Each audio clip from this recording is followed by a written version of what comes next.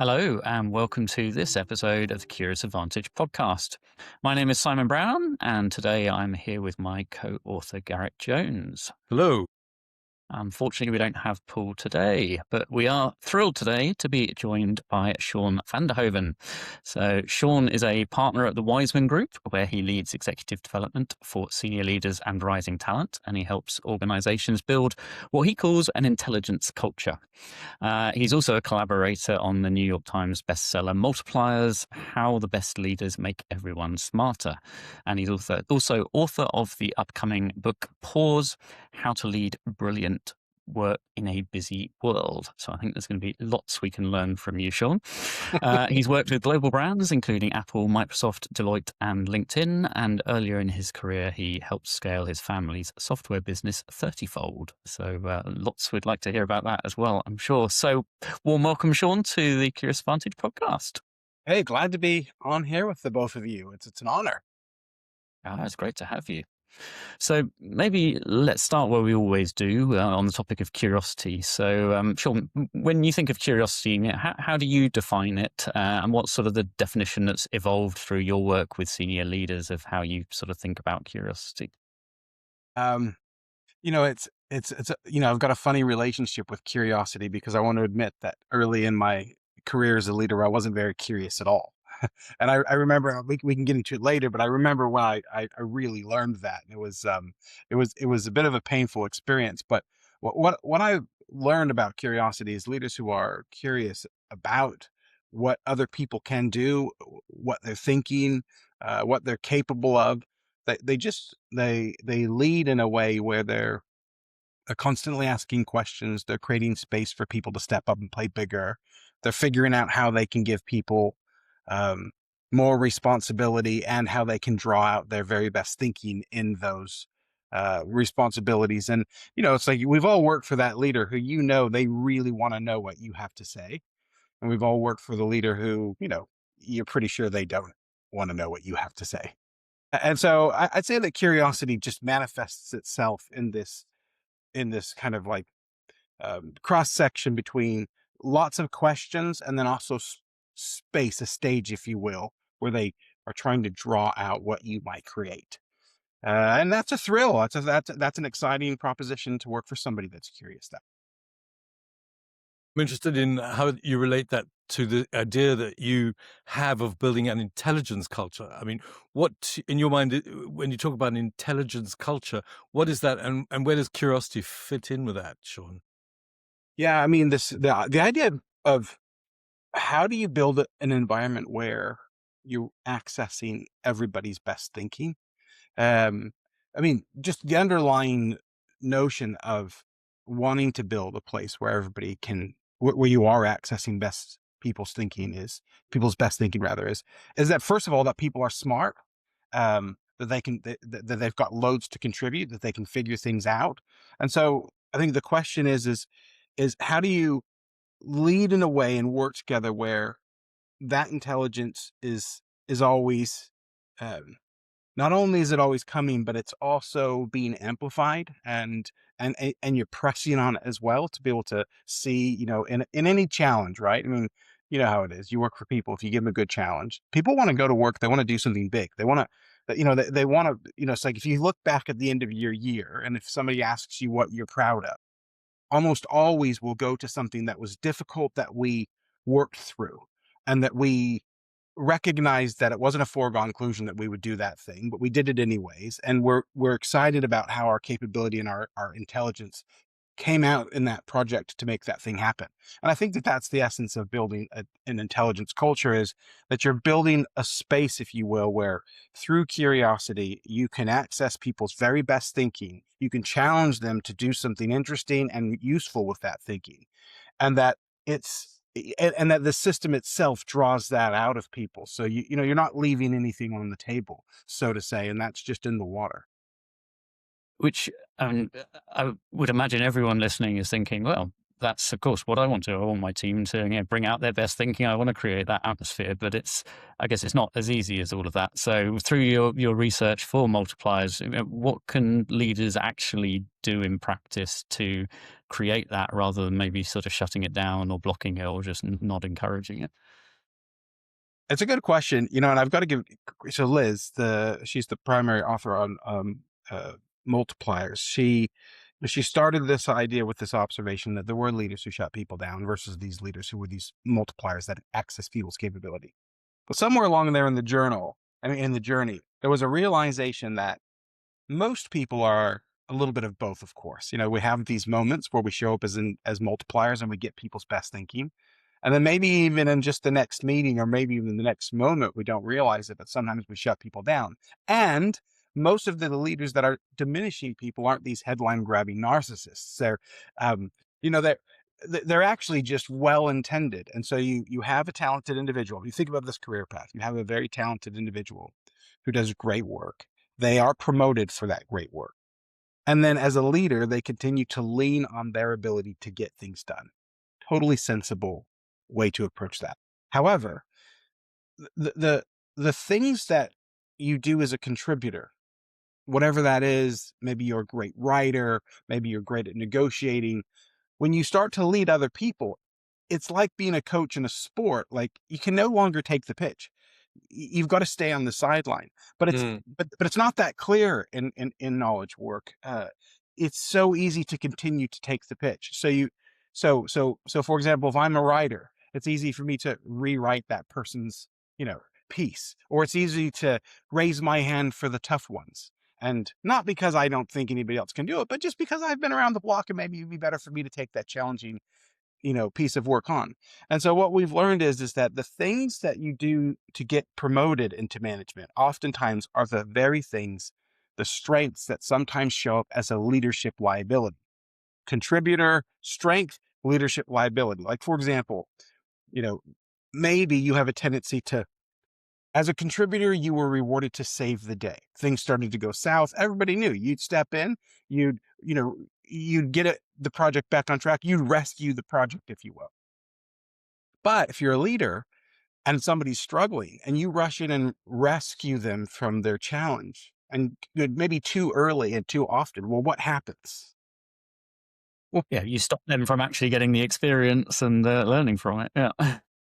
and so what we found is that what the very first things that leaders can do to kind of make this shift from maybe a would-be accidental diminisher to an intentional multiplier is to become aware. This is the number one thing. It's to become aware of how are your strengths as a leader. If maybe you're full of ideas, or you tend to protect people from challenge, or you're quick to respond. You're rapid in your responses. So somebody sends an email in, and you're like, 2 minutes later, you're always responding.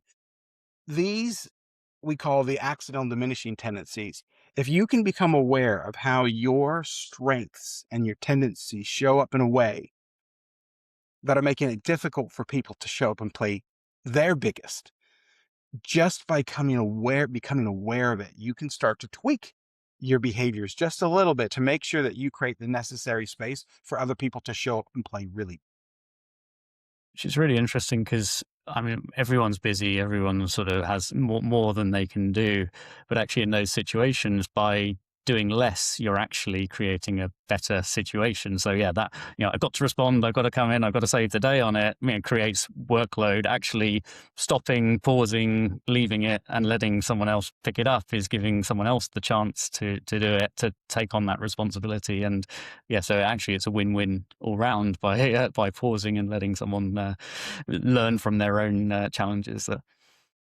Yeah, absolutely.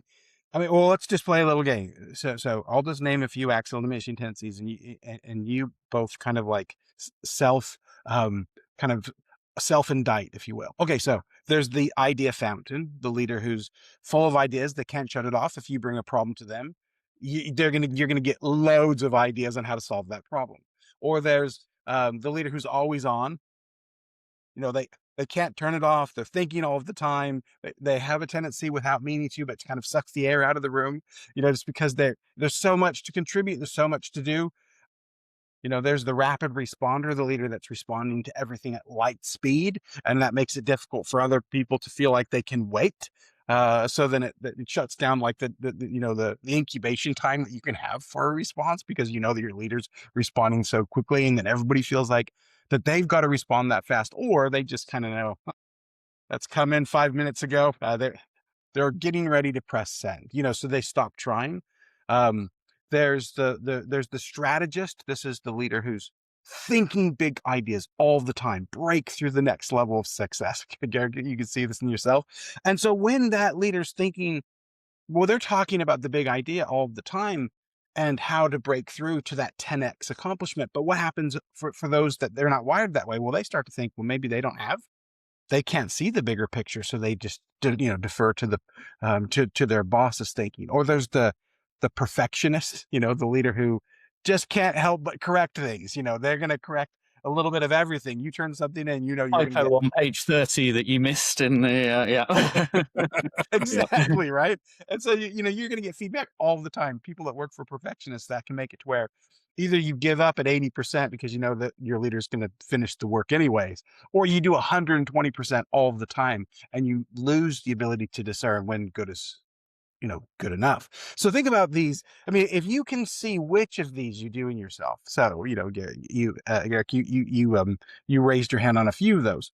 As soon as you're aware of it, you can start to ask people, hey, when I go into strategist mode, and and it feels like I'm just talking big picture all the time, and I'm not really getting your thinking on how you see your car connectedness or whatever. Hey, could you just give me one of these? Or you see what I'm saying? Like, now all of a sudden you can work with people to help them have this conversation with you. That is impossible without it. It's true. It reminds me so much of I come out of a research background, and that was where I got a lot of my kudos, if you like, from research and knowing the answers and going deep and so on. And what I had to learn was that the truth is one thing, or the research data is one thing, but actually it's more important to stop and to allow other people to participate, and not to be totally obsessed with what the right answer is, and sometimes allow everybody to participate so that we come to an answer together. That was a huge shift for me, and what it reminds me of is when you're talking about creating the environment and the space and the pause, which allows other people to fill that pause rather than me jumping in with the answer the whole time. And I know that that annoyed people who worked for me for sure. Took a long time to learn that. But the other thing it reminds me of, I'm smiling, is because do you remember the television program Ted Lasso? I Yeah, mean, right. there's so much to learn from Ted, who's a normal guy going through hell. He's got a divorce situation. He's got kids who are not behaving. He's in a foreign country. He's he's coaching outside of his experience in a different sport, and yet he finds a way to be human and finds a way to focus on the human, which is what gets the great results.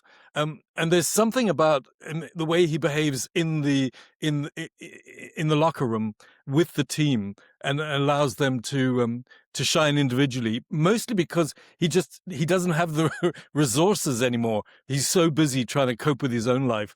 So he just lets them get on with it, and that's where the success comes from in some respects. This is why, I mean, pause. It's such a brilliant title. How did you come up with the term pause, and how did you get to why this is so important in today's always on world? Well, let me hit that in 1 second. I just want to comment something you just said there. I think it's really interesting, this idea and what the writers did in Ted Lasso. He was aware of the fact that he just didn't know soccer. And this has a tendency to make it to where we play a little smaller and allow other people to play bigger.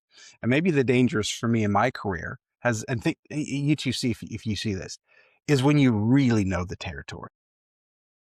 That's when it's so easy to show up as one of these unintentional, accidental diminishers, where it's just comes so naturally to the territory so well that you're just happy to give the answers or to give people the guidance or fix the problem, or, and the more sure you are of yourself, the harder it is to be aware of how you are over contributing, and just not leaving space for other people to play bigger.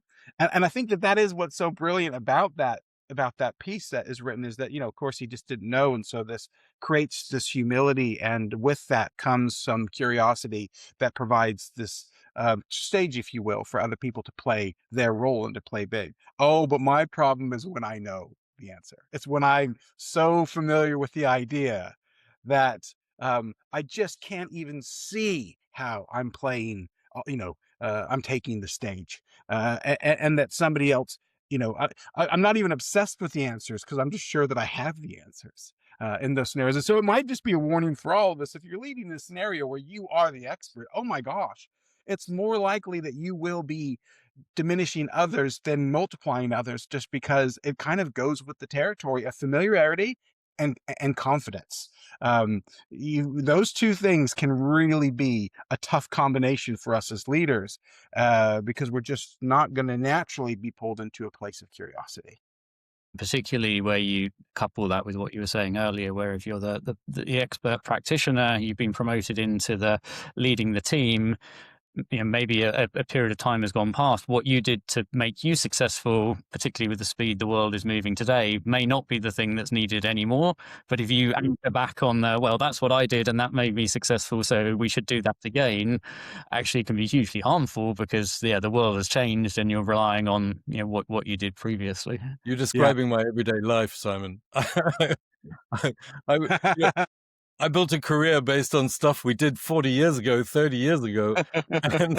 And that's lasted a long time. But, with the whole AI revolution and everything else that's been going on, I really don't know the answers to how do you get collaborative decision-making going on, for example, in the new world. We haven't figured that out. Yeah, no, it's right. Okay, so I can go to this other question that you asked about, where did this idea of pause come from? Well, there was this observation that we had in studies that we were doing, that people were losing, leaders and individuals felt like that they were losing their very best work to distraction and to burnout.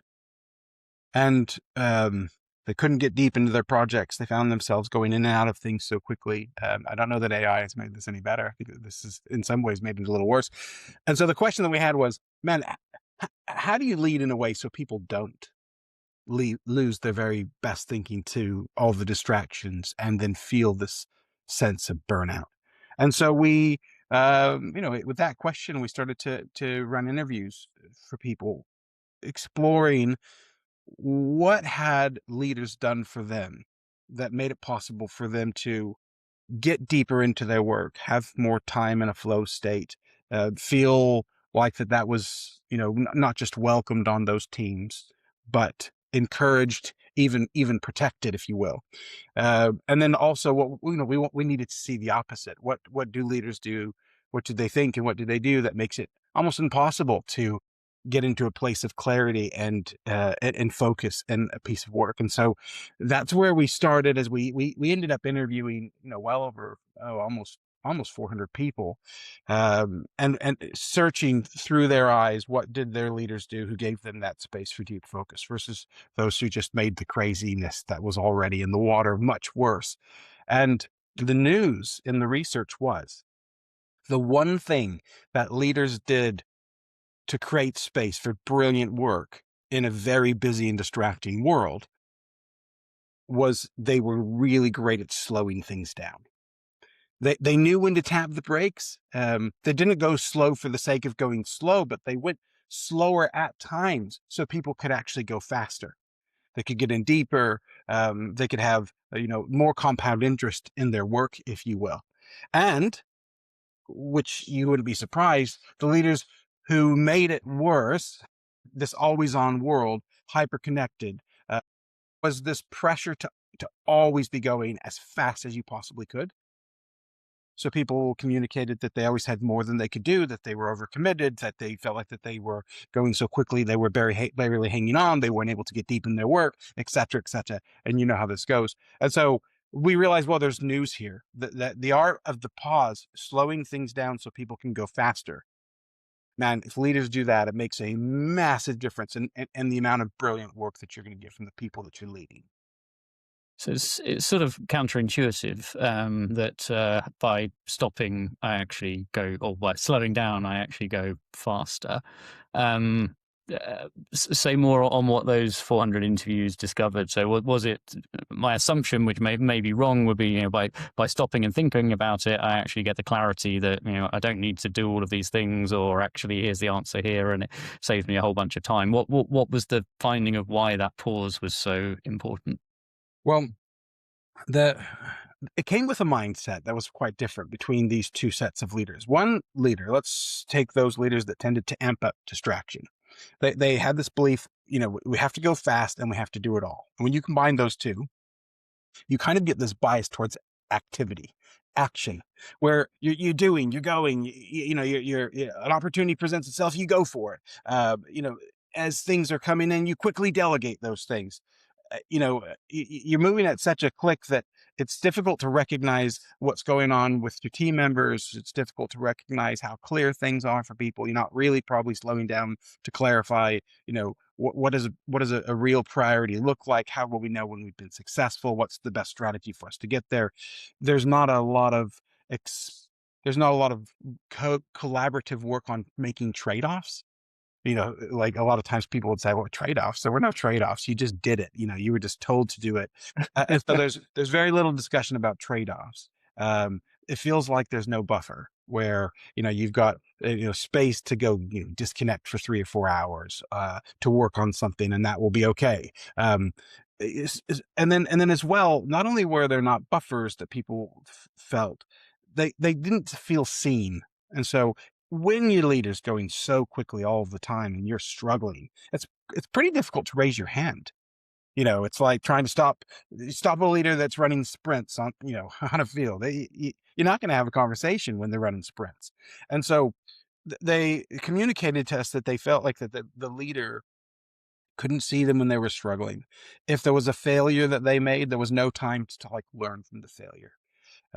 Instead, maybe more a little bit of blame and punishment when you're going quick and you've got to get results fast.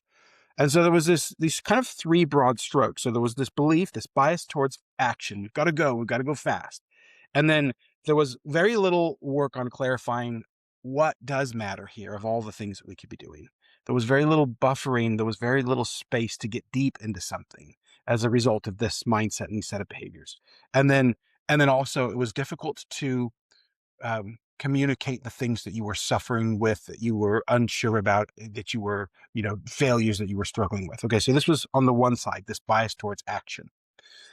These other leaders that had this exact opposite result, they were these leaders that had mastered the pause, if you will. There's this great quote we found when we were doing the research that Shakespeare said it. He says, make pause in your haste. And that's what these leaders had the ability to do. There was still an intensity about them, a high standard, a desire to move projects along fast, but they just approached it in this different way. So they believe that you can't do it all, and people need space to do great work. And that leads to this thing that we came to call the bias towards impact. So still a deep desire for action, but action for a result. And you kind of need the opposite thing a lot of times with the people you're leading. You almost need to have them to have a bias towards action. So they're experimenting, they're changing, they're working through things. But as a leader, if you're not really thinking through what are the few things that we can do to have an impact, then you just tend not to look for those little moments naturally to slow things down. And so in contrast, these leaders were brilliant at clarifying what success looked like. They were very good at working with their team, harnessing their brain power to make trade-off decisions. They were exceptional at, they understood kind of the things about themselves that tended to get them into trouble, like the rapid responder that we talked about earlier, where maybe they weren't creating space. And so with this little bit of awareness, especially in digital communication, they tended to create more space instead of take it away. And then finally, one of my favorite practices in the book, well, there's 2 I'll share real fast that we in the research, was one, they're really good at slowing things down when they delegate. So I'll just give you an example. So we had this one practice in the book called tune in before you jump in. Well, the leader who just gets something from senior management, they just jump right in. They just give it to you right away. They're not really aware of what you've got on your plate. Whereas the leader who tunes in, let's say that, Simon, you give me a task for my team. It's going to be a multi-person task. I can't take it on my own, so I'm going to have to do some delegation. And so instead of rushing to my team, I go and I do a split step. I go to my teammates and I start with questions. Hey, what do you got on your plate? Or once we clarify that, so let's talk about who wants this thing that I have and why they want it. If we were to do this thing, what would you have to say no to? So they would do this little tune in. It was just a few minutes to make sure they understood what was going on. What did that person already have on their plate? What was the project they were working on? How did that compare in value to this new thing that I was, showing up to give them? And this little tune in, these little trade-off conversations before making little pivots gave people to kind of make the additional pivot, if you will. They just slowed things down for a moment. And that made it possible for them to be able to get kind of clarity to make a better decision. Right. So at any rate, like this was another thing that they did was they were very good at recognizing when somebody would struggle and when they would see somebody struggling. There's this other practice that we called, they cleared their desk. They knew when it was time to close the laptop, to turn the phone over, and just kind of, let's get into what's going on for you. What's the challenge here? Let me make sure that I've seen you, that I've listened to you, I've downloaded. They were mindful, if you will, That's right. of what was going on with others. I love the fact that you refer to Shakespeare. And the fact, how did this dude know 400 years ago so Seriously. many of these axioms that are irrelevant today? I mean, what a life. And then, this is axiomatic. The idea of, in order to, you have to slow down in order to speed up. I mean, it's remarkable. And it's so simple, and yet it's so profound. Paul and I often talk about The Tempest, because it's such a great story about the idea for utopia and innovation and the new world. And part of what, living in business life, we all always creating the new world in some way. And yet all the pitfalls and the things that come with it can be found in The Tempest. And there's lots of things to learn for us there. But to slow down in order to speed up really speaks to me a lot. You've mentioned, you were talking about why we follow certain leaders, and there was so much in what you've just been saying. What are you discovering about what actually makes people choose to follow, and where would you say curiosity fits in with that? Mm-hmm. That's a good question.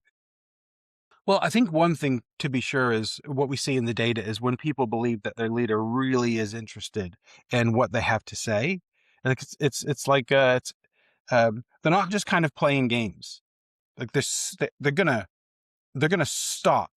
They're gonna ask you a question. They're gonna stop. They're gonna create space. The authenticity, the They authentic will expect you to tuning in. respond, Yeah. and they use your work. That not only in that space that they ask you to fill, when you fill it, they use the best work that you have, and then if there's work that they would love for you to see improve, they tell you, hey, like, I want to use this, but you're gonna have to improve it to meet this standard. So there's a challenge in it for us. We like that. We all thrive on challenge. So we're invited to step up and play at the next level, but we're given the space to do that and the coaching when we fall short. And I think this is, people want to follow that kind of curious leader. There was this great quote from C.K. Prahalad, who was we lost him to cancer unfortunately years ago, but he ended his career as a professor at the business school in Michigan, at the University of Michigan. And he said that he thought that the skill for leading in the 21st century isn't what you know, but how you access other people's intelligence. How do you access what other people know? And I think that skill, that capability, which is born of the assumption that people are smart, and then developed in this way where you give people space, you challenge them in that space, and then you use their work. You hold them accountable for getting things done. I think that that's what we want from a leader. We want that space to step up and play bigger. We know that they will be asking us for our point of view and for our contributions. And if we don't contribute or if we don't share a point of view, they're going to want to know why. Hey, why are you so silent on this? It's because there's genuine intellectual curiosity, talent curiosity, if you will, on what it is that you will create and bring to the table. And so then when it doesn't show up, it's like an obvious, person to the party that didn't show. There's a missing table there. The missing chair at the table. And the question is, well, wait a minute. Where is this contribution from you? I need this from you. And when we work for somebody like that, and actually it's been this way for me working with Liz.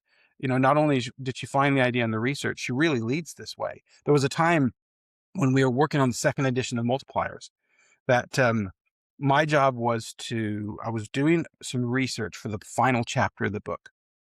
And we were going out to, literally like 150 clients on how had they successfully implemented the concept of multipliers among their leaders, and where had they tried but failed. We just wanted to gain the insights on how could we pass on the wisdom from both those that tried but failed and those that tried and were successful. How could we pass that on to future readers? I've been working on this piece for 3 weeks, and had really been pulling some long hours. I sent it to Liz, and it was pretty late at night, 9 o'clock in the evening, and I was getting ready to wrap up and go to bed. I sent this off to Liz. About 10 o'clock, I'm getting ready to climb into bed. I check it. I know she was on the East Coast. She happened to send an email back, and she said, "Hey, Shawn, I don't have time to tell you why, other than a few anecdotes, but I can't use this research. I've got to present in the morning, and then I've got to send this off to the publisher by X time." It was that next day. I don't know what to do about it, but if you have any ideas on how you can solve, this problem, she gave me kind of a vague direction to look. I'd love it, but I understand if you can't. This is 10 o'clock now p.m. And I think to myself, okay, I'd just been crawling into bed, and I thought, man, there's a challenge in this. Like, she doesn't want me to lose all this work, but she's also telling me that I haven't met the standard, and she's kind of giving me an idea on how to go about it. So I get out of bed. My office at the time was on the porch, and I got some of these. I had these mittens that I'd put on and then pull the hand pieces up. So I go out onto I never worked late at night, right? So I go out on the porch. I live in Menlo Park, California, so don't worry. It was November, but it wasn't that cold. It was only like 40, and so I go out and I worked until the sun came up, and then I sent her the file. 1 minute before she said that she could take a look at it. Send her a text. Hey, I just said it. She sends an email response back. This is brilliant. I can use it. And she did. It ended up going in the book. And if you read chapter 9 of Multipliers, the second edition, you'll see all of that work. But let me tell you why that was special for me as a contributor. Is because even when I failed, like, she would tell me, like, hey, look, I really want to use this material, but it's got to meet this standard. Here's how you may fix this. And most of the time she would have more time to coach me through it. But then she would say, like, listen, you have to choose to step up into this challenge, but if you do, I will use your work. And that has had a massive multiplying effect on me. The combination of space to create with the challenge to do it. And then always my work is used. Good work is used. Poor work is sent back and is upgraded. It's really made it to where I wanted to be that same kind of leader, where I'm super curious about what people can accomplish. I create the space for them to do that work and challenge them to do maybe something a little bit outside of their comfort zone. That's where we learn, right? So they can lean into that. Love it. Yeah.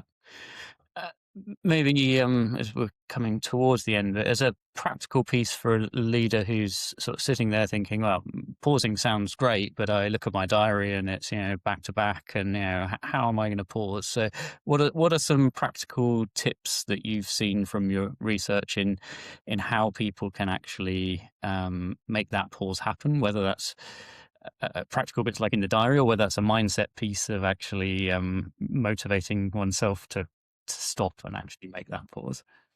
It's a good question. So maybe we'll hit both. The things that you can kind of plan out, and then the things you can do in the moment. So leaders who pause will schedule a little bit of time to listen to all their team members. They rarely leave that to chance. So it's on their diary, if you will, even if it's very short blocks where maybe they're going to ask a couple questions and listen for 10 minutes, depending on how many people that you're working with. But they don't leave those. Maybe it's not a once a week, maybe it's once a month, but they don't leave listening to chance. And so you can schedule that, afford some time for that. And that saves problems in the long run. Another little practical thing that they can do is they spend a few minutes thinking about what failure looks like. And this is important. So whenever you've got to, if you just take right now, if both of you wrote down your top 3 projects, the things that matter the most to you this year, it won't be hard for you to get that on paper. Even if you're not sure which of those 3 are the most important, you can write down the top 3 projects you have. And then if right next to that in a column you write out, hey, what might, who's going to be working on this team and what might failure look like? You've been around the block. And as a leader, a lot of times we have a sense on kind of where some failure can be. And you simply communicate, hey, I think that we could have these failures. Let's just watch for these and work with them as they come. All of a sudden now there's this, you've just slowed things down for just a second. And now you've given people a chance to be able to slow down with you, to be able to figure out how we can deal with some of the failures that will occur and that we can anticipate. So there's just another little, very small practical thing that can be done. On the prioritization side of the house, this is something that we found to be ubiquitous. Leaders who were very good at pausing, they programmed time to talk through what of the many things were the number one priority. And they spent time both trying to select what the priorities were and defining the value proposition. Why is this the thing that we're going to go after? Why would we go after this versus that, for example? And so they spend their time trying to pick what we call the priority targets, to define for the team, these are the priority targets that we're going to go after.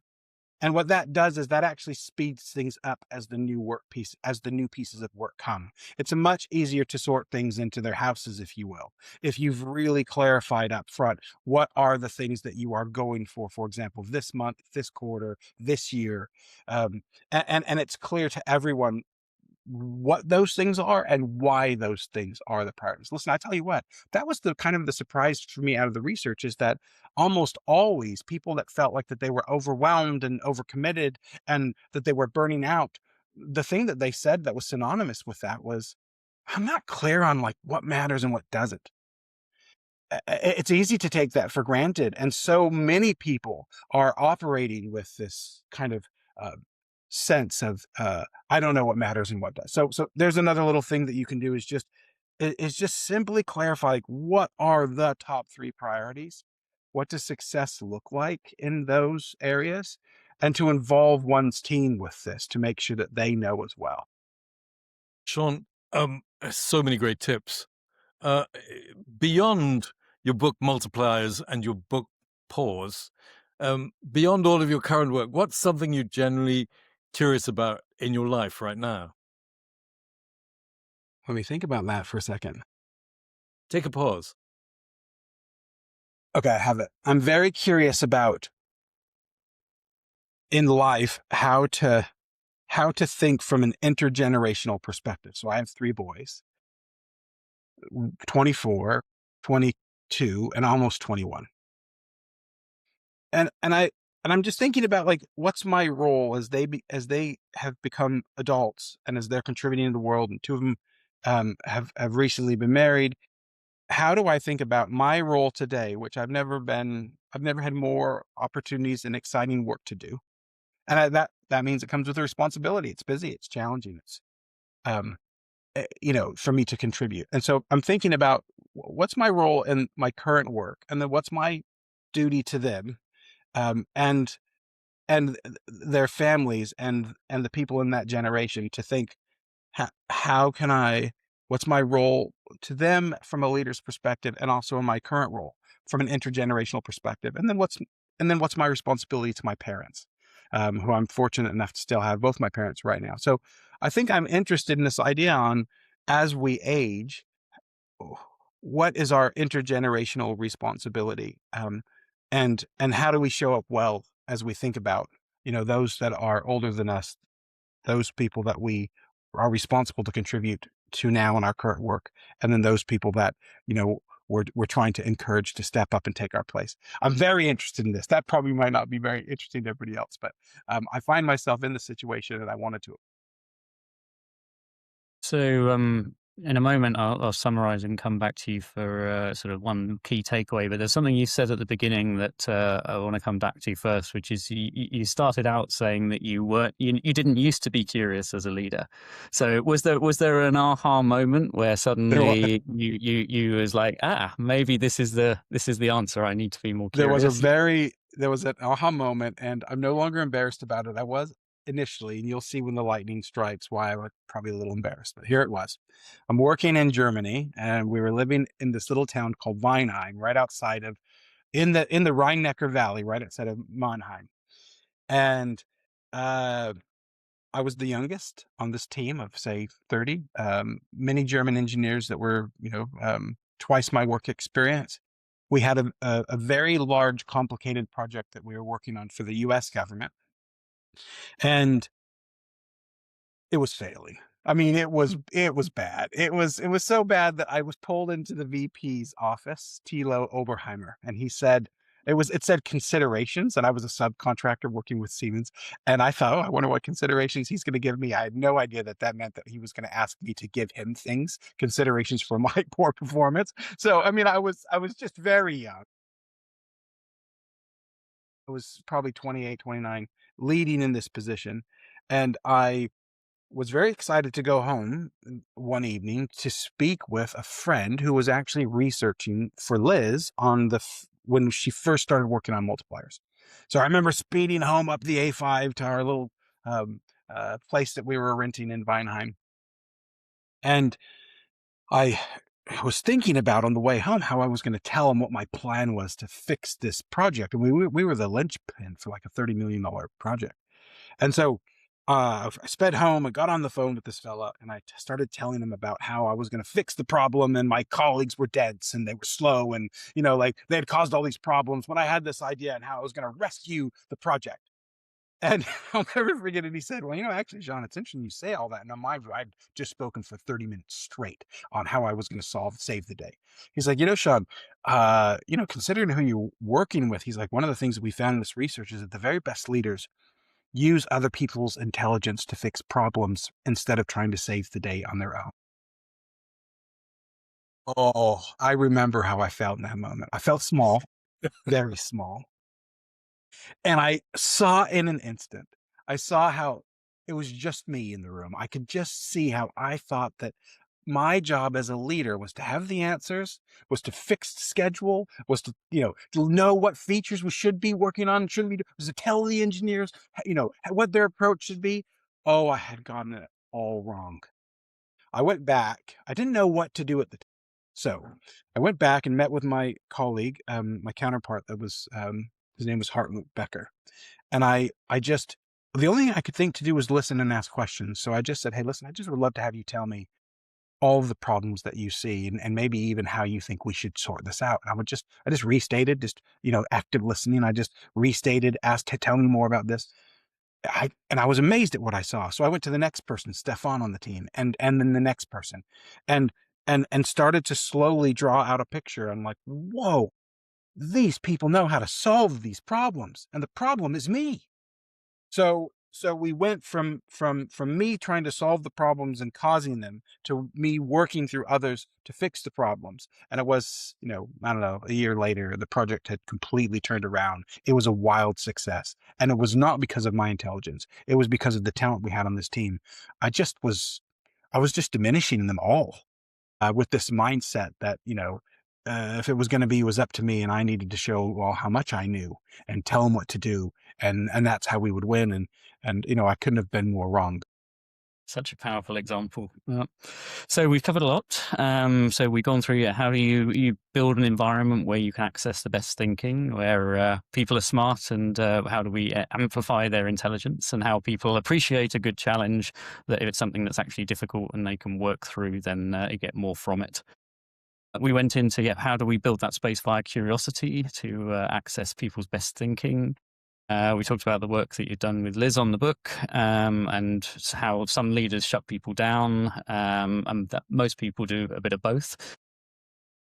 You shared a series of types of leader, and I think Garrick and I recognize we probably are guilty of several of these. The idea fountain, the always-on leader, the rapid responder, the strategist. I think that one I'm particularly guilty of, and the perfectionist, and how maybe just becoming aware of those helps us to address them a bit. And then we talked about your new book, Pause, how actually the counterintuitive piece of actually slowing down, pausing, actually can help us to go faster. How do we leave people so that people don't lose their best work, and some great examples that you shared from how we can do that.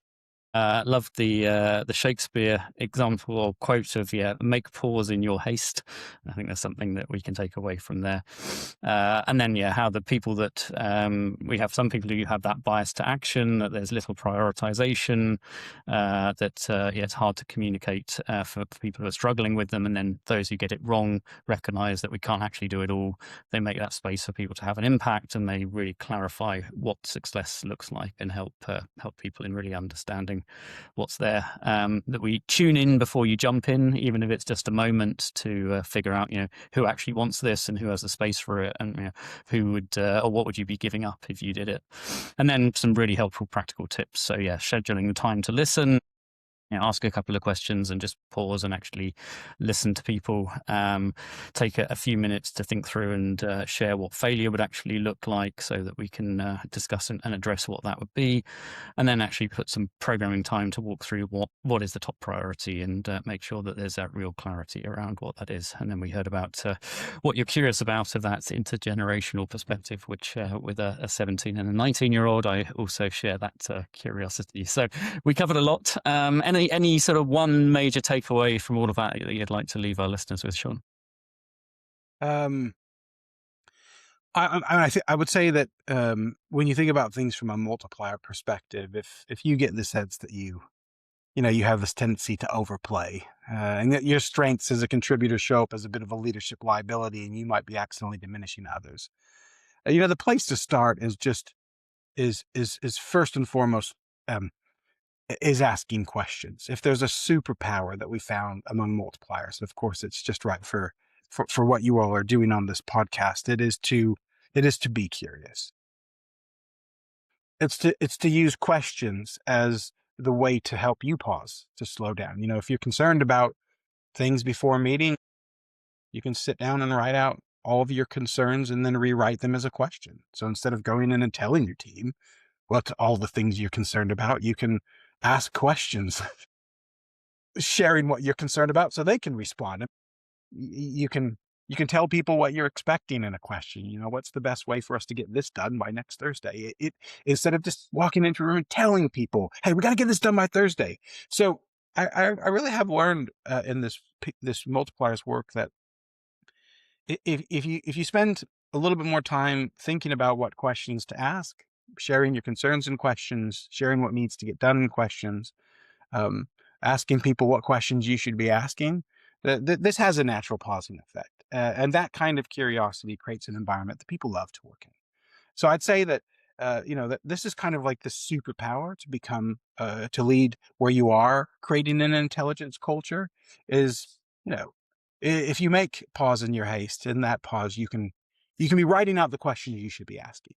And I think that's just maybe the one thing that we can all rely on, and you will get much better thinking from everybody that you know.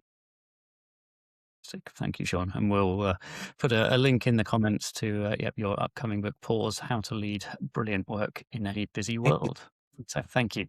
So you've been listening to a Curious Advantage podcast. This series is about how individuals and organizations use the power of curiosity to drive success in their lives and businesses, especially in the context of our new digital reality. It brings to life the latest understanding from neuroscience, anthropology, history, business, and behaviorism about curiosity, and makes these useful for everyone. As always, we're curious to hear from you. So if you think there was something useful or valuable from this conversation, do write a review or share the podcast with someone that you think would find it valuable. And we always appreciate hearing your thoughts and having a curious conversation using the hashtag Curious Advantage. Check out the Curious Advantage book on Amazon worldwide, and do subscribe today to keep exploring curiously. See you next time.